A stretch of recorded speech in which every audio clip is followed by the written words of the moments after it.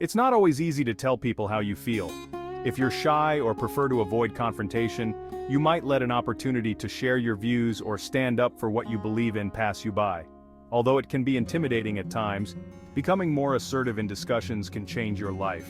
It will elevate your confidence, make you more resolute in your beliefs, and cause people to take note when you open your mouth.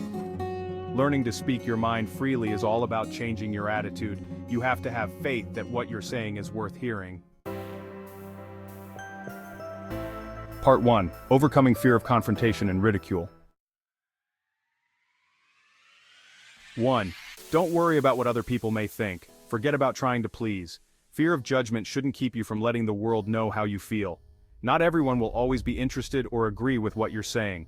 This shouldn't discourage you from doing yourself justice. Ask yourself what's the worst that could happen if you do speak up. Once you look closely at your reasons for keeping quiet, you'll find that they begin to disappear. 2. Believe in what you're saying. Stand by the validity of your views. In order for your words to have weight, you yourself have to acknowledge their worth. Even if you and the people around you don't see eye to eye, the important thing is that you have the courage to make your position known. Anxiety about how you might be perceived shouldn't keep you from standing behind what you think is right. Stick to your guns.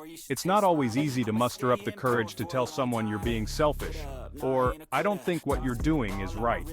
If you feel a pressing urge to speak up about a certain issue, however, that probably means it's important.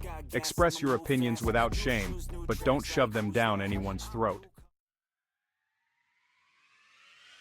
3. Don't hesitate. When an opportunity to speak comes, seize it. Be conscious of the discussions going on around you and wait for the right time to put in your 2 cents. Your listeners may be impressed by what you have to say, leading them to seek your input more often. Too many people hold back because they're afraid of drawing attention or saying something stupid. But you never know when you'll get another opening. Making assertive statements and asking well-thought-out questions shows initiative. Even saying, "I'm not sure I understood that last point. Could you explain it again?" shows that you're engaged and making an effort to promote equal discussion. By the time you work up the nerve to speak, someone else might have already said what you were going to say. 4. Assume that others will agree with you. Stop telling yourself, "No one wants to know my opinion." Your thoughts are as legitimate as anyone else's. In fact, they might actually be in line with the majority of people who are too timid to speak up themselves. When you expect to be laughed at or contradicted, you're only undermining the way you feel.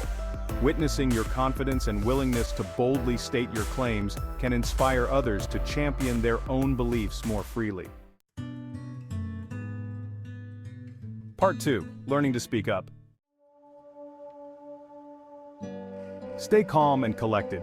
Before you begin talking, steady yourself and try to ease your nerves. Breathe slowly and deeply to the count of 10. Relax and let your thoughts settle. Cast out doubts and other negative thoughts. It's normal to become apprehensive when all the attention is on you. The more in control of your words and emotions you remain, the better you'll be able to conduct yourself in conversation.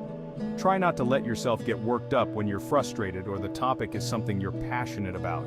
Becoming overly emotional can make it harder to get out what you're trying to say. Open up to the people you're comfortable with. Condition yourself to speaking out around close friends and family. As you get better, take yourself out of your comfort zone little by little until you no longer fear making your voice heard. Most people find it much easier to express themselves to the people closest to them than to complete strangers, who they worry will judge them. Start by offering your input into casual conversations where you won't feel as bashful about professing your opinion. For instance, you might start by making offhand observations like, "Dinner was really great tonight. Mom or I don't really care for this show. Could we watch something else?" Exchanges like these are unlikely to end in a challenge or argument. Talking to people that you're already familiar with allows you to shut off self-critical thoughts and concentrate on your message. Use an assertive tone of voice. Come through loud and clear with a firm, self-assured tone. Take your time getting your thoughts out. Don't mumble or try to talk too fast. Quiet people often go unheard not just because of the low volume of their voices, but because their general demeanor signals to others that they're not worth listening to. If you develop a captivating speaking voice, it's more likely that people will take what you have to say seriously. Being assertive is good. Being loud or overbearing is not. Know the difference to keep from alienating your listener. 4. Be confident. Above all, believe in yourself. If you don't, your words won't have conviction. It's worth reminding yourself that you're a unique individual with your own thoughts, values, and ideas. If you don't have the confidence to put these things out there, no one will ever benefit from hearing them. If you have to, fake it till you make it. Pretend you're more comfortable sharing an opinion than you are. Eventually, it won't seem like such a big deal. Develop confident speaking skills. Look the person you're talking to in the eye and use strong, active language. Avoid filler phrases like and you know? These weaken your impact. Part 3. Knowing when to speak up. Contribute to enlightening discussions. If a conversation can benefit by your participation, jump in. Healthy exchange of ideas is essential to becoming a more understanding person. There's usually an opportunity to learn from deep, emotionally invested discourse, and an opportunity to impart some wisdom of your own. Preface opinionated comments with phrases like, "I think," or "It's my belief that." Be aware of how you present yourself in discussions on politics, religion, and ethical issues, as these can easily breed conflict.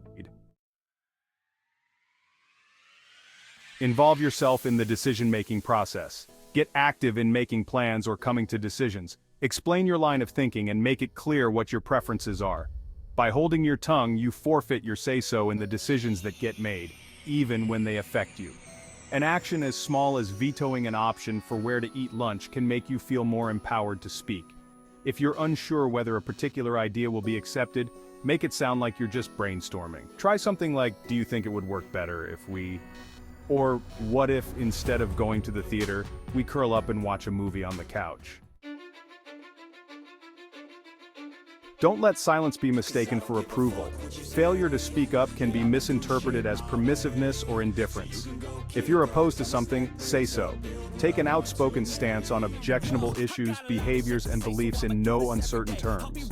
Otherwise, you're as much to blame for circumstances as the person who has created them. A scornful glance will never have the same effect as forcefully asking, "What makes you think it's acceptable to behave that way?" You can't change the way things are until you first point out what's wrong with them.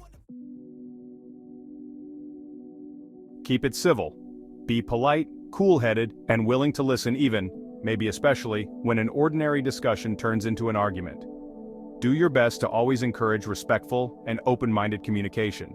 The way you carry yourself in conversation should set a positive example. Knowing when it's best to withhold your opinion or stifle the urge to voice your thoughts is just as important as knowing when to speak proudly. Resist the temptation to stoop to using insults in the midst of a heated argument. "I'm sorry, but I disagree" gets the same point across, but without the hostility. It's much more likely that the person you're talking to will listen and take you seriously if you're able to keep a cool head. Think twice before saying anything that you know might offend or be taken the wrong way.